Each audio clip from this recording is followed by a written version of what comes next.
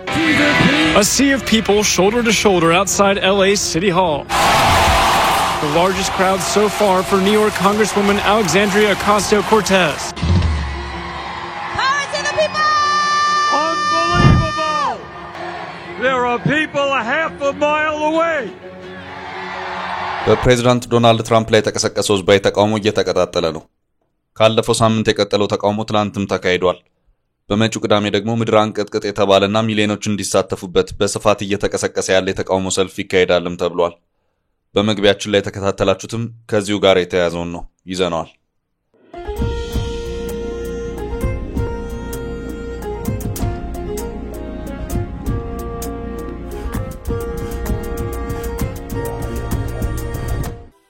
ከልብ የመነጨ የከበረ ሰላምታችን በያላችሁበት ይድረሳችሁ። ውድ የፈታ ቤተሰቦች እንዴት አረፈዳችሁ? ለሰዓቱ የመራረጥናቸው መረጃዎች ይዘን ተገኝተናል። አንኳር ጉዳዮችን በማስተዋወቅ እንጀምራለን። የትግራይ ጊዜያዊ አስተዳደር ፕሬዝዳንት በመሆን ከአቶ ጌታቸው ረዳ ኃላፊነት የተረከቡት ሌተናል ጀነራል ታደሰ ወረደ እርምጃ ወስደዋል። ከጸጥታ ዘርፉ ጋር የተገናኘ ወሳኝ የተባለ እርምጃ ነውም ተብሎለታል። ጀነራሉ ከሁሉም በፊት ኃይልን መሰብሰብ ያስፈልጋል ያሉ ይመስላል። ጥንቅራችን ከያዛቸው መረጃዎች መካከል ነው። በትራምፕ ላይ የተጀመረው አሜሪካውያን ተቃውሞ እንደቀጠለ ነው። ሚሊዮኖችን የሚያሳትፍ ምድር አንቀጥቅጥ ሰልፍም ጠርተናል ተብሏል። በ50 ስቴቶች የተጠራ ግዙፍ ሀገር አቀፍ የተቃውሞ ሰልፍ ነው። በትላንትናው ዕለት ጭምር ተካሂዷል። ጥንቅራችን ከዚሁ ጋር በተያያዘ የሚያደርሳችሁ መረጃ አለ። በሱዳኑ ጦርነት በሁለተኛ ዓመት ዋዜማ ላይ በተሰነዘረ ከባድ ጥቃት ከ100 በላይ ሰዎች ተገድለዋል። ሱዳን ለሁለተኛ ጊዜም ኬንያን ማስጠንቀቋ ተሰምቷል። አያይዘን እንመለከተዋለን። አዲስ አበባ ከተማ በሚገኘው የተባረክ መስጂድ አጥር በሌሊት እንዲፈርስ ተደርጓል በሚል ድርጊት በጽኑ እንደሚያወግዝ የኢትዮጵያ እስልምና ጉዳዮች ጠቅላይ ምክር ቤት አሳውቋል። ጠቅላይ ምክር ቤቱ ጨለማን ተገን በማድረግ የተፈጸመውን የማፍረስ ድርጊት በጽኑ እናወግዛለን ያለ ሲሆን ከዚሁ ጋር በተያያዘም የአዲስ አበባ ከተማ አስተዳደር ቂርቆስ ክፍለ ከተማ ምላሹን ሰጥቷል። ይዘናል። መከላከያ ሰራዊት በኦሮሚያና አማራ ክልል በሸኔና ፋኖ ላይ እርምጃ ወሰድኩ ማለቱንም እንመለከታለን። የዝነኛው ሮሃ ባንድ ሳክስፎኒስት በመኖሪያ ቤቱ ህይወቱ አልፎ መገኘቱ ተሰምቷል። ዝርዝሩን እናደርሳለን። የቱጃሩ ኢሎን መስክ የኢንተርኔት ካምፓኒ ሆኖ ስታርሊንክ በጎረቤት ሀገር ሶማሊያ አገልግሎት መጀመሩ ተገለጸ። በዓለም ከሳተላይት ኢንተርኔት አገልግሎት በመስጠት የመጀመሪያው የሆነው ስታርሊንክ በሶማሊያ አገልግሎት መስጠት የጀመረው ከሀገሪቱ የኮሙኒኬሽን ባለስልጣን ፍቃድ ማግኘቱን ተከትሎ ነው። መረጃውን ይዘናል። እስከ ፍጻሜው አብራችሁን ቆዩ። የምንለቃቸው ዕለታዊ ትኩስ ዜናዎች እንዲደርሷችሁ ላይክ፣ ሼር፣ ሰብስክራይብ ማድረግ እንዳትረሱ። ዛይ ሪል ስቴት የተጠናቀቁና በግንባታ ያሉ ውብ ቤቶችን በአዲስ አበባ ግንባር ቦታ ላይ ያቀርብላችሁ። የተናጠል ካርታ ያላቸውን ውብ ቤቶች ጠዋት ከፍለው ከሰዓት ዕቃ ማስገባት ይችላሉ። በሾላ ሲግናል በሚገኘው ሳይት ከባለ 2 እስከ ባለ 3 መኝታ ተጨማሪ የሰራተኛ ክፍል ያለው በካሬ 92500 ብር ብቻ። ለየካ ተራራ ማራኪ እይታ ያላቸውን ባለ 500 እና 665 ካሬ ፔንትሃውሶችን ማዘጋጅተንላችኋል። በጀሞ ሚካኤል ሳይታችን ደግሞ ከባለ 1 እስከ ባለ 3 መኝታ ቤቶችን አዘጋጅተናል። ሁሉም ቤቶቻችን ሊፍት የተገጠመላቸው ናቸው። 100% ለሚከፍል ልዩ ቅናሽ ያለ ሲሆን ለዲያስፖራዎች 60% የባንክ ብድር የተመቻቸ ነው። በግሩፕ ለሚገዙ ልዩ ቅናሽ ዛይን ሪል ስቴት ስልክ 0906521111 0907070762 ጀነራል ታደሰ አፋጣኝ እርምጃ ወሰዱ። የቀድሞውን የትግራይ ክልላዊ መንግስት ፕሬዝዳንት አቶ ጌታቸው ረዳን በመተካት የፕሬዝዳንትነቱን ቦታ የተረከቡት ሌተናል ጀነራል ታደሰ ወረደ በአዲሱ ስልጣናቸው እርምጃ ወስደዋል። ወሳኝነት ያለው አዲስ ጥብቅ ውሳኔ ነው። በቀረው 1 ዓመት ጊዜ ውስጥ በርካታ ኃላፊነቶችን እንዲወጡ ከባድ ኃላፊነት የተጣለባቸው ሌተናል ጀነራል ታደሰ ወረደ በአሁኑ ሰዓት ትግራይ ላይ ከጊዜ ጋር እየሮጡ ነው። በዚህም ከሰሞኑ ከካቢኔያቸው ጋር መቀሌ ላይ ባካሄዱት ስብሰባ አንድ ወሳኝ ውሳኔ አሳልፈዋል። በዚሁ አዲሱ ተግባራዊ እንቅስቃሴያቸውን ፕሬዝዳንቱ የክልሉ የጸጥታ ቢሮዎች ተጠሪነታቸው ለራሳቸው ለፕሬዝዳንቱ እንዲሆን ያደረጉ መሆኑን ከትግራይ የወጡት መረጃዎች አመልክተዋል። ከዚህ ቀደም ራሱን ችሎ የነበረው የሰላምና ጸጥታ ሴክሬታሪያት መዋቅር ታጥፎ ሁሉም የጸጥታ ቢሮዎች ተጠሪነታቸው ለፕሬዝዳንቱ እንዲሆኑ የተወሰነ መሆኑ ታውቋል። አቶ ጌታቸው ፕሬዝዳንት በነበሩበት ወቅት ራሳቸውን ሌተናል ጀነራል ታደሰ ወረደን ጨምሮ ጀነራል ጻድቃን ምክትል ፕሬዝዳንቶች የነበሩ ሲሆን ይሁንና በጀነራል ታደሰና ካቢኔያቸው ውሳኔ ግን 2 ምክትል ፕሬዝዳንት የሚለው ቀሪ ተደርጎ ታጥፏል። ከዚህ ቀደም የነበረው በምክትል ፕሬዝዳንትነት የሚሰጡት ኃላፊነቶች ቀሪ ተደርገው 1 ምክትል ፕሬዝዳንት ብቻ እንዲሆንም የተወሰነ መሆኑን መረጃዎች አመልክተዋል። ጀነራል ታደሰ ወረደ ይህንኑ አዲስ የአደረጃጀት አካሄድ ያስታወቁት ሰሞኑ ያካሄዱትን የካቢኔ ስብሰባ ተከትሎ ነው። አዲሱ አወቃቀር የቀደመውን መዋቅር ሙሉ በሙሉ የሚቀይር ሳይሆን አላስፈላጊ ናቸው የተባሉትን መዋቅራዊ ሰንሰለቶችን ለማስቀረትም በሚያግዝ ደረጃ የማዋቀር ተግባር ነውም ተብሏል። ከዚህም በተጨማሪ ከፌደራል መንግስት ጋር የሚደረጉ ውይይቶችን የሚከታተል ራሱን የቻለ አዲስ አደረጃጀትም የሚያስፈልግ መሆኑ ተመላክቷል። ፕሬዝዳንቱ የክልሉ ፖለቲካ ጫፍ ከረገጠ የከረረ አካሄድ ሞቶ መልክ መያዝ ያለበት መሆኑንም ሌተናል ጄኔራል ታደሰ ወረደ በዚሁ ማብራሪያቸው ማሳሰቢያቸውን ሰጥተዋል። የጊዜው አስተዳደሩን የፕሬዝዳንትነት ስልጣን ሲረከቡ ባለ 10 ነጥቦች ያሉትን የቃል ኪዳን ሰነድ የፈረሙት ጄኔራል ታደሰ አቶ ጌታቸው በነበራቸው 2 ዓመት አመራር ወቅት የገጠማቸው አይነት የአመራር ፈተና እንዳይገጥማቸው የጸጥታ ዘርፉን በበላይነት መቆጣጠር ግድ የሚላቸው ሆኖ ታይቷል። በትግራይ ትጥቅ ያልፈቱና በክልሉ ወታደራዊ አመራሮችና ፖለቲከኞች ሰራዊት በሚል የሚጠሩ የቀድሞ ተዋጊዎች ያሉ ሲሆን ከዚህም በተጨማሪ በመንግስታዊ መዋቅር ውስጥ የሚያገለግሉ የጸጥታ ኃይሎችም አሉ። በፕሪቶሪያው ስምምነት መሰረት የቀድሞቹን ተዋጊዎች ለማሰናበት የተደረጉ ጥረቶች እስካሁንም ድረስ በተሟላ መልኩ በስኬት መደምደም ያልተቻለ ሲሆን የህወሓትን ለሁለት መከፈል ተከትሎ የተዋጊዎቹ አመራሮች ድጋፋችንን ጉባኤ ላደረጉ የዶክተር ደብረጽዮን ቡድን ሰጥተናል በማለታቸው ወታደራዊው ኃይል ፖለቲካ ውስጥ ምን አገባው የሚሉ ዝግብን አስነስቶም የነበረ መሆኑ የሚታወስ ነው። በጊዜውም አቶ ጌታቸው አስነዋሪ፣ ለውጥ አደናቃፊና እርባና ቢስ ሲሉ ነበር ይህንኑ መግለጫ ያጣጣሉት። ሆኖም አቶ ጌታቸው በመጨረሻ ከትግራይ እንዲወጡም ጫና የተፈጠረው በዚያ አቅጣጫ ያለውን ኃይል በአንድ ወጥ መዋቅር አድርጎ መቆጣጠሩ አዳጋች ስለሆነባቸውም ነበር። ጄኔራል ታደሰ የአዲስ አበባውን የቃል ኪዳን ሰነድ ፈርመው ወደ መቀሌ ሲመለሱ የበርካቶች አስተያየት የነበረውም በጸጥታው ዘርፍ በኩል በተለይ ደግሞ ታጣቂዎቹን ትጥቅ ማስፈታቱንና የመዋቅር ማዕከላዊነቱን እንዴት አስጠብቀው ሊሄዱ ይችላሉ የሚለው ጉዳይ ነው። ጄኔራሉ ፈርመው የተረከቧቸውን ተግባራት እንዲከውኑ የተሰጣቸው ጊዜ 1 ዓመት ብቻ ነው። የብዙዎችም ጥያቄ ሆኖ ሲነሳ የቆየው ካለው አጭር ጊዜ አንጻር ጄኔራሉ እጅግ ከባድ የሚባሉትን እያንዳንዳቸውን ኃላፊነቶች እንዴት ሊወጡ ይችላሉ የሚለው ነው።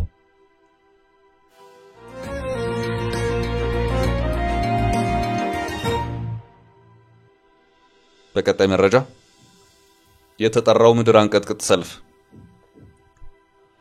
በአሜሪካ በፕሬዝዳንት ትራምፕ ላይ የተጀመረው ተቃውሞ ተቀጣጥሎ ቀጥሏል።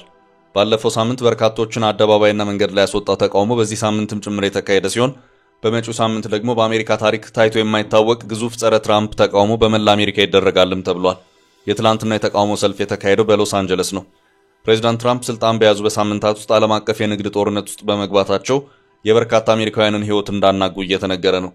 በአገሪቱ ግሽበት ጨምሯል፣ የሸቀጦችም ዋጋ ንሯል። ስደተኞች ላይ የያዙት የተካረረ አቋም እያስተቻቸው ነው። ከዚህም በተጨማሪ ፕሬዝዳንቱ ከቢሊዮነሩ ኢሎን መስክ ጋር በፈጠሩት ትስስርም ዶጅ የተባለ ኩባንያ እንዲቋቋም አድርገውም በርካታ የመንግስት መዋቅሮች በመታጠፋቸው ብዙዎች ከስራ ውጭ የሆኑበት ሁኔታም ተፈጥሯል። እነዚህና መሰል የትራምፕ አካሄዶች የበርካታ አሜሪካውያንን ህይወት እየነኩ ሲሆን ለተቃውሞ መቀጣጠል ምክንያት ናቸው እየተባሉ ያሉትም አንኳር ነጥቦች እነዚሁ ናቸው። ባለፈው ሳምንት የተካሄደው ሀገር አቀፍ ተቃውሞ በተወሰኑ ከተሞች በትላንትናው ዕለትም ጭምር የተካሄደ ሲሆን ትራምፕ በመጪው ቅዳሜ ደግሞ እጅግ ከባድ የተባለ ሀገር አቀፍ የተቃውሞ ሰልፍ የሚጠብቃቸው መሆኑንም ዘገባዎች እያመለከቱ ነው። ምድር አንቀጥቅጥ ነው የተባለው የተቃውሞ ሰልፍ የተጠራው በመጪው ቅዳሜ ኤፕሪል 19 2025 ነው።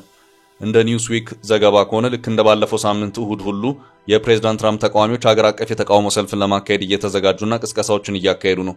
ዘገባው እነዚህን ሰልፍ የጠሩትን አካላት ይህንኑ ጸረ ትራምፕ የሆነውን ሰልፍ በ50 ስቴቶች ለማካሄድ ዝግጅቶችን እያደረጉ መሆኑንም አክሎ አመልክቷል። ባለፈው ሳምንት ኤፕሪል 5 ቀን 2025 ሃንድስ ኦፍ በሚል መሪ ቃል ዋሽንግተንን ጨምሮ በበርካታ የአሜሪካ ከተሞች ፕሬዝዳንት ትራምፕን በመቃወም ሰልፎች ተካሂደዋል። የኤፕሪል 5ቱን የተቃውሞ ሰልፍ የጠሩትና ያደራጁት የዴሞክራት ፓርቲ አመራሮች ናቸው። እንደ ኒውስዊክ ዘገባ ከሆነ በዚሁ የኤፕሪል 19 ቀን በሚካሄደው ሀገር አቀፍ የተቃውሞ ሰልፍ ለማንቀሳቀስ የታሰበው 11 ሚሊዮን የሚሆነውን የአሜሪካ ህዝብ ነው። ይህም ከጠቅላላው የአሜሪካ ህዝብ ውስጥ 3.5% የሚሆነውን የሚይዝም ነው ተብሏል። ይህ ከሆነ መሪም በመቃወም በዚህ ደረጃ ህዝብ ሲወጣ በትራምፕ ላይ የተነሳው ተቃውሞ የመጀመሪያ ይሆናል ማለት ነው።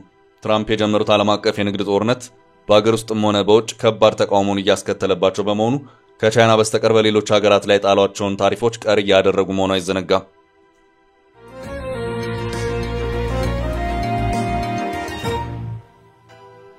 ወደ ቀጣይ መረጃ ስናልፍ አስደንጋጭ የካምፕ ጥቃት በሱዳን ከ100 በላይ ሰዎች የተገደሉበት አስደንጋጭ ጥቃት ተሰንዝሯል። ጥቃቱ በምዕራብ ዳርፉር መሰንዘሩን የተገለጸው ካለፈው ሳምንት መገባደጃ ጀምሮ በተከታታይ በተሰነዘሩ ጥቃቶች ህፃናትን ጨምሮ ከ100 በላይ ሰዎች መገደላቸውን ቢቢሲ ዘግቧል። ከሟቾቹ መካከል 20 ያህል የሚሆኑት ህፃናትና የህክምና ባለሙያዎች መሆናቸውን የተባበሩት መንግስታት ድርጅት አስታውቋል። ጥቃቱ በእርስ በርስ ጦርነት ምክንያት ከቤት ንብረታቸው የተሰደዱ ሰዎችን በምታስተናግደው በኤልፋሸር ከተማና በአቅራቢያው ባሉ 2 መጠለያ ካምፖች ላይ የተፈጸመ ሲሆን የፈጥኖ ደራሽ ኃይሉም አርኤስኤፍም ተጠያቂ ሆኗል። የፈጥኖ ደራሽ ኃይሉ በበኩል ውንጀላዎቹን የተቀነባበሩ ናቸው ሲል ውድቅ አድርጓል። ዘምዘምና አቡሹክ የተባሉት ካምፖች ከ700 ሺህ በላይ የሚሆኑ ስደተኞችን ያስተናግዳሉ። ከነዚህም ውስጥ አብዛኞቹ ረሃብ ተጋርጦባቸዋል። የጥቃቶቹ ዜና የተሰማው በአርኤስኤፍ እና በአገሪቱ ሰራዊት መካከል የተጀመረው የእርስ በርስ ጦርነት 2ኛ ዓመቱ በተቃረበበት ዋዜማ ላይ ነው። ይህ በእንዲህ እንዳለም ሱዳን ለሁለተኛ ጊዜ ለኬንያ ማስጠንቀቂያ ሰጥታለች። ሱዳን የኬንያ መንግስት ሁለተኛውን የሱዳን ተቃዋሚዎች ኮንፈረንስ በናይሮቢ ለማስተናገድ ማቀዷን አስታውቃለች። በዚህ ኮንፈረንስ ላይ ፈጥኖ ደራሽ ኃይሉን ጨምሮ በትጥቅ ትግል ላይ የሚሳተፉ የሱዳን ተቃዋሚዎች እንደሚገኙ የሚጠበቅ ሲሆን የሱዳን መንግስት ይህን ተቃውሟል። የሱዳን የውጭ ጉዳይ ሚኒስትር በትላንትናው ዕለት ባወጣው መግለጫ በዳርፉር የዘር ማጥፋት እየፈጸመ ያለውን ፈጥኖ ደራሽ ኃይሉን በናይሮቢ ማስተናገድ ወንጀሉን እንደመደገፍ ይቆጠራል ያለ ሲሆን በሚቀጥሉ ቀናት እንደሚካሄድ የሚጠበቀውን ይህን ስብሰባ ተቃውሟል። ዓለም አቀፍ ማህበረሰብ ይህ ኮንፈረንስ እንዳይካሄድ በኬንያ ላይ ጫና እንዲያደርግም ጠይቋል። የኬንያ መንግስት የተባበሩት መንግስታት ቻርተርን፣ የአፍሪካ ህብረት ህገ መንግስትንና ሌሎች ዓለም አቀፍ ህጎችን ከሚጻረር ከዚህ ድርጊቱ እንዲቆጠብም አስጠንቅቋል። ከወራት በፊት በተደረገው የመጀመሪያው ኮንፈረንስ ታጣቂ ኃይሎቹ በሱዳን ውስጥ ትይዩ መንግስት ለመመስረት የሚያስችላቸውን ስምምነት መፈራረማቸው ይታወሳል። ይህን ተከትሎ ሱዳን ከኬንያ ጋር ያላትን ዲፕሎማሲያዊ ግንኙነት ከማቋረጧን በላይ ምርቶቿን ወደ ኬንያ ላለመላክ ማዕቀብ መጣሏ አይዘነጋም።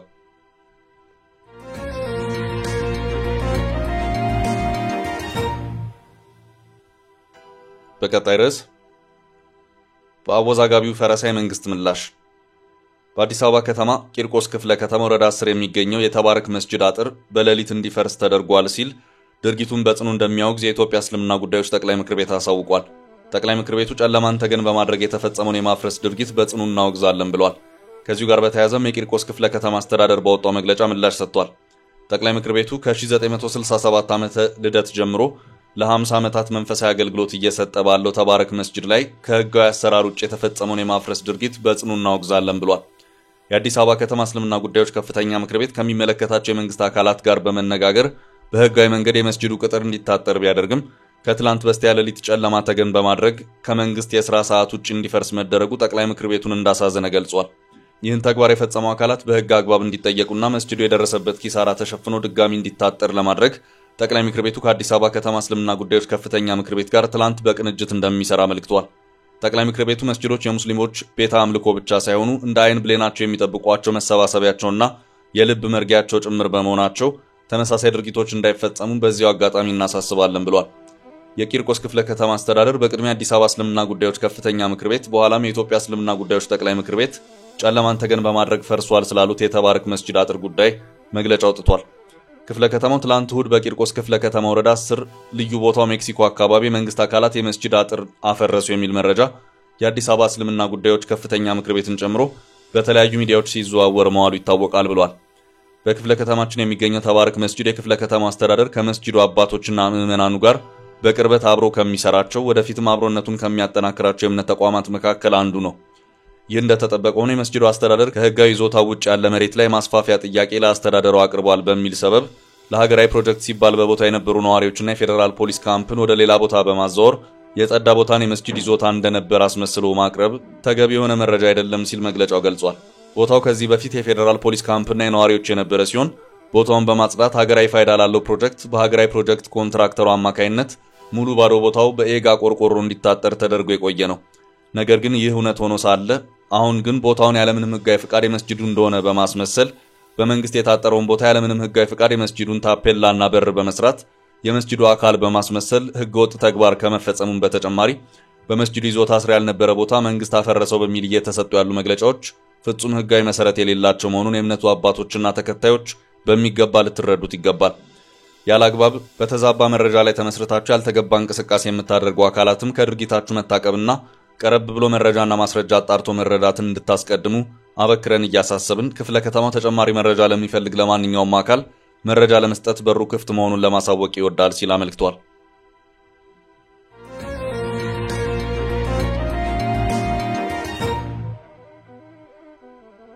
ወደ ቀጣይ ርዕሳችን አለፍ።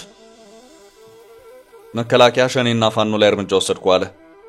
በአሸባሪው ሸኔና በጽንፈኛው ቡድን ላይ የተወሰደው ሰሞናዊ እርምጃ የፌዴሪ መከላከያ ሰራዊት ሚያዝያ 5 ቀን 2017 ዓ.ም በማህበራዊ ገጹ ላይ ባወጣው መረጃ በአማራና ኦሮሚያ በሸኔና ጽንፈኛ አባላቸው ቡድኖች ላይ እርምጃ የወሰደ መሆኑን ገልጿል። መረጃው በተቋሙ ማህበራዊ ትስስር ገጾች በጽሁፍ የወጣ ሲሆን በተለያዩ የአማራ ክልል ዞንና ወረዳዎች ህብረተሰቡን ሲያሸብርና የዕለት ተዕለት እንቅስቃሴውን ሲያስተጓጉል የነበረው የጽንፈኛው ቡድን በመከላከያ ሰራዊትና በክልሉ የጸጥታ ኃይል እርምጃ ተወስዶበታል ይላል። በሰሜን ሸዋ ዞን መንዝ ማማ ወረዳ፣ ሰሜን ወሎ ዞን ራያ ቆቦ ወረዳ፣ ላስታ ወረዳ፣ በአማራ ሳይንት ወረኢሉ፣ ሰሜን ጎጃም ዞን፣ ምስራቅ ጎጃም ዞን ደብረ ኤልያስ ወረዳ እና አርጅና ወጋ ወረዳና እነብሴ ሳር ምድር ወረዳ ሲንቀሳቀስ በነበረው ታጣቂ ቡድን ላይ የተጠናከረ እርምጃ መወሰዱን አንድ ከፍተኛ የሰራዊቱ አመራር መናገራቸውን ዘገባው ገልጿል። የመከላከያ መረጃ ክሎም በተመሳሳይ በተለያዩ አካባቢዎች በመንቀሳቀስ በዝርፊያና በሽብር ተግባር ላይ ተሰማርቶ የነበረው የሸኔ ሽብር ቡድን ላይ እርምጃዎች ወስጃለሁም ብሏል። ወደ ቀጣይ መረጃ አለፍ።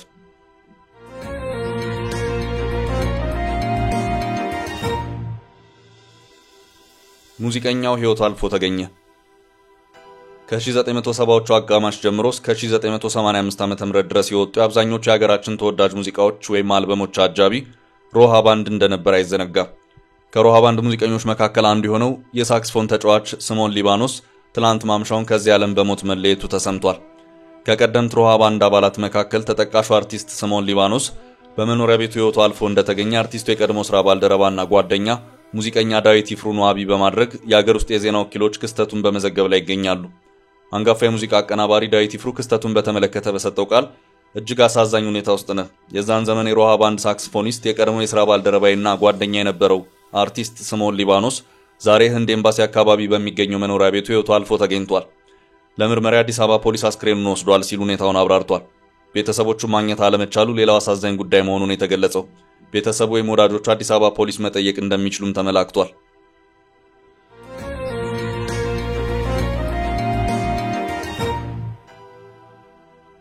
በመጨረሻም የኢሎን መስክ ስታርሊንክ ወደ ሶማሊያ ገባ። የቱጃሩ ኢሎን መስክ የኢንተርኔት ካምፓኒ ነው ስታርሊንክ በጎረቤት ሀገር ሶማሊያ አገልግሎት መጀመሩ ተገለጸ።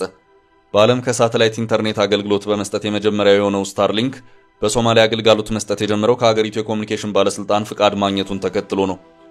በአሜሪካ ፖለቲካ ላይ ጉልህ ሚና እየተጫወተ ያለው ኢሎን መስክ ስታርሊንክን በሶማሊያ አገልግሎት መጀመሩን በኤክስ ማህበራዊ ሚዲያ ነው ያወጀው። አሁን ሶማሊያ በማይቆራረጥ ከጠፈር በሚገኝ የኢንተርኔት አገልግሎት ተጠቃሚ ሆናለች ነው ያለው። የሞቃዲሾ መንግስት በአገሪቱ ያለውን የኢንተርኔት ሽፋንና ጥራት እንደሚጨምረው ተስፋ ማድረጋቸውን ገልጸዋል። ስታርሊንክን ለየት የሚያደርገው ምንም አይነት ሽፋን በሌለበት ስፍራ ያለ ችግር ኢንተርኔት ማስጠቀም መቻሉ ነው። ከቅርብ ዓመታት ወዲህ ከጠፈር በሳተላይት አማካይነት የሚሰጠውን የኢንተርኔትና ስልክ አገልግሎት አፍሪካውያንም እየተቀላቀሉት ወደ ሀገራቸው እያስገቡት ይገኛሉ። ባለፉት ጥቂት ወራት ኒጀር እና ላይቤሪያ ለስታርሊንክ ፍቃድ የሰጡ ሲሆን ስታርሊንክ በቀጠናው ያለውን የኢንተርኔት ሽፋንና ፍጥነት በ40% ማሻሻሉን የተነገረው። ስታርሊንክ የዩክሬን ኢንተርኔት በሩሲያ እንዲቋረጥ መደረጉን ተከትሎ ለወታደራዊ አገልግሎት የሚውል ኢንተርኔት ከጠፈር ማቅረቡ የሚታወስ ነው። ስታርሊንክ አሁን ላይ ከ5500 በላይ ሳተላይቶችን ጠፈር ላይ ያስቀመጠ ሲሆን በዓለም ደረጃ 2.3 ሚሊዮን ተጠቃሚዎችን ማፍራት የቻለ ፈጣን አገልግሎት ነው። ደቡብ አፍሪካ ስታርሊንክን ቀደም ብለው ፍቃድ ከሰጡ ሀገራት መካከል ስትሆን ናይጄሪያ፣ ኢስቲዋና፣ ሞዛምቢክ አሁን ደግሞ ሶማሊያ አገልግሎቱን አሁን ላይ ያገኙ ሀገራት ሆነዋል። ቻችን ለዛሬ ያዝንላችሁን ርዕሰ ጉዳዮች እዚህ ላይ ቋጨን። ላይክ፣ ሼር እና ኮሜንት በማድረግ ለቻናላችን ድጋፋችሁን መግለጽ እንዳትዘነጉ እያልን ከሌሎች መረጃዎች ጋር ደግመን እስክንገናኝ ቸር ያሰማን ስንል ተሰናበትን።